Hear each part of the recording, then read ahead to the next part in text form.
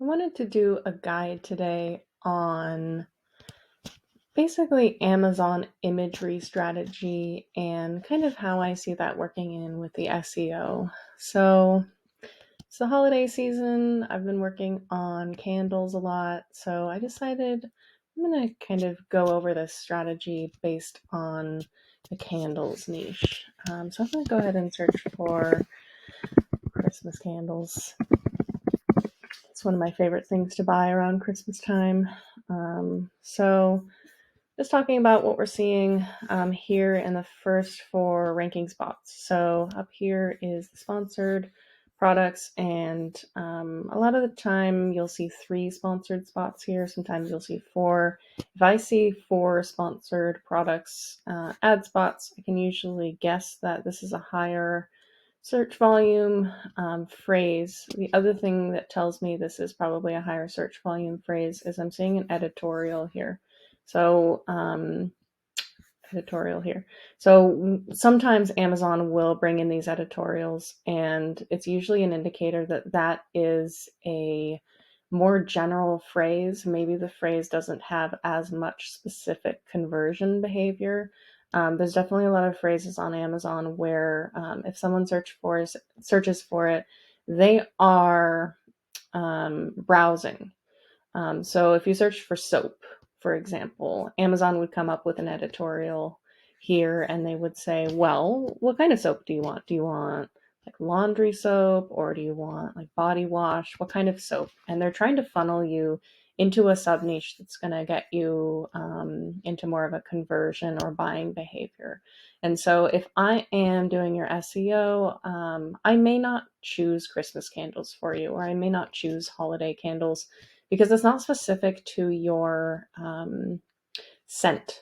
I probably would target your scent first, and then I would segue you into Christmas candles, holiday candles, if we see you performing well there on ads. So just looking at the imagery strategy for these, I'm actually going to choose this candle because I think they're doing a lot of things well. One thing that no candle is doing particularly well here is a main image. So this is probably my favorite main image. Um, if I had my way, I probably would photograph the candle from above slightly so that I can see how many wicks are in the candle. This one has two, and I think these three just have one. But as much visual information that I can get without even reading the title, that would be my choice. So I would show a candle with two wicks, slightly overhead, and the candle would be lit. And also really important is that I can read the wording in the label. So this one is probably doing that best. I can see the scents slash ingredients, which are probably the most important thing about the candle. Second most important thing is the size. So every single candle on this page is a different size, and you notice none of them is doing that very well. Here I can see 3 ounce, here I can see 2 ounce.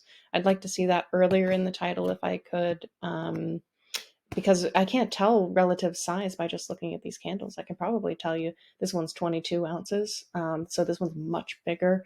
Also really important for a price comparison. So these are all really different prices. This one, looking at the $44, I can tell it probably is a much higher quality candle. It's much better. It's got a higher review count.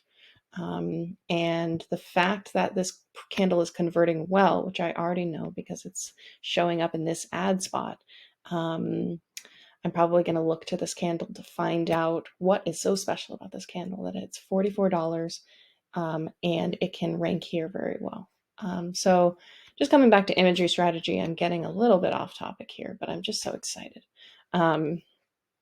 Another thing that this is not doing, that I wouldn't do with this product, it's really beautiful to have a reflection here, but you there's a trade-off there, which is we have to crop our image like the candle is shown smaller because we haven't cropped it exactly to the candle. So I would actually choose to crop this perfectly onto the product so that the image shows larger on the actual search page.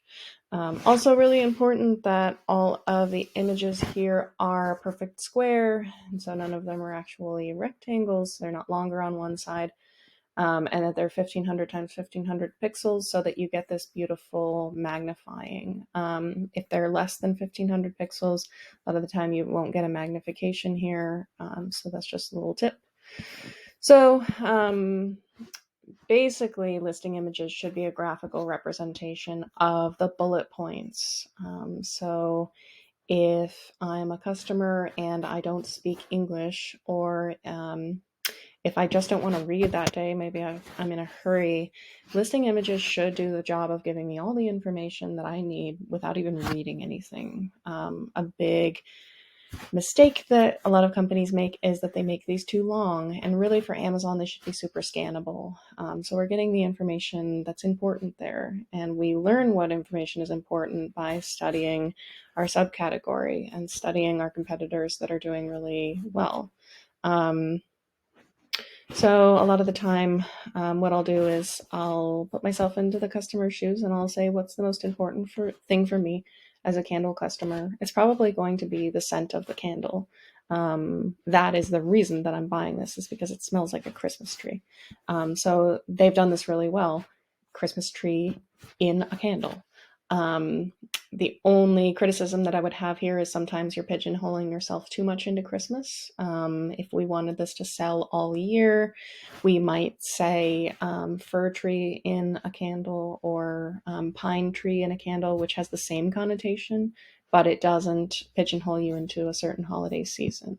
If we check the all year, let's just see how the sales are all year. So I can see here, this is really more of a holiday season item. You can see last year around the holidays, this was not doing particularly well. So they must have made some major optimizations that really helped this convert. I see an interesting tick here around March. And then just this holiday season, really popular. The flatter this line is, the more popular. So the sales rank is very, very low, meaning we are a bestseller or near there in this niche. So that's interesting to see, but it's consistent sales still all year long. So I would say this product is probably not just a Christmas candle. It can apply to different seasons.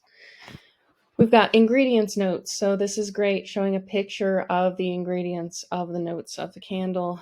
This is something that we're doing with the candle company I'm working with right now. Again, showing this visually. If someone can't read, or if they don't want to read, they can see what is in here. Going here, I would have put this earlier on, so I would have had some icons with a lifestyle. Probably I would have put it here, so I would have had a note statement, and then I would have put burn time, and then I would have put another icon for ounces, so what size is the candle, and I might put for the number of wicks, so you can easily compare, oh hey, this competitor is 2 wicks, this one is 1, this one is 3. I can compare size really easily, and then I can just look right at the price and figure out the relative value based on its competitors.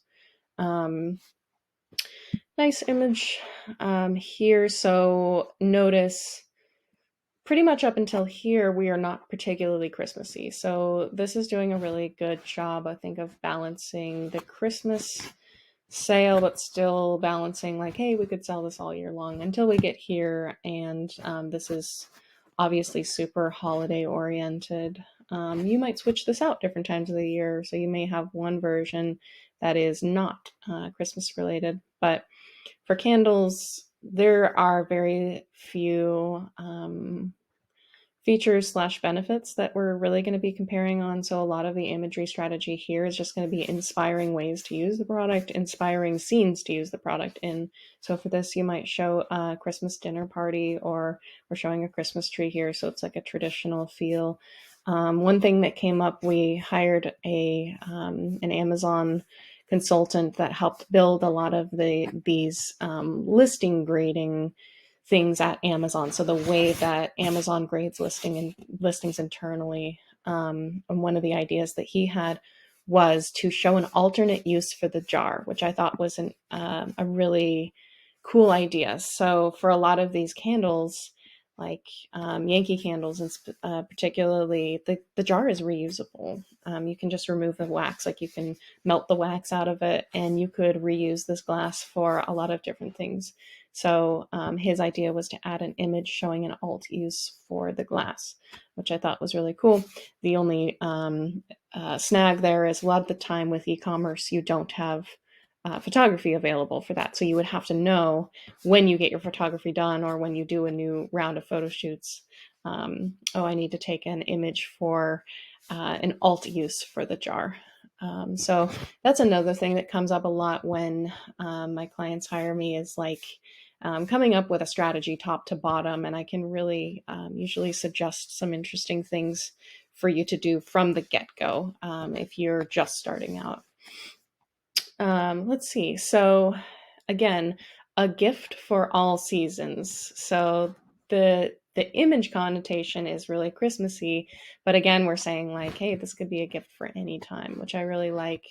It is really difficult to balance the targeting. I see a lot of the time companies trying to target somebody and everybody, which is almost impossible.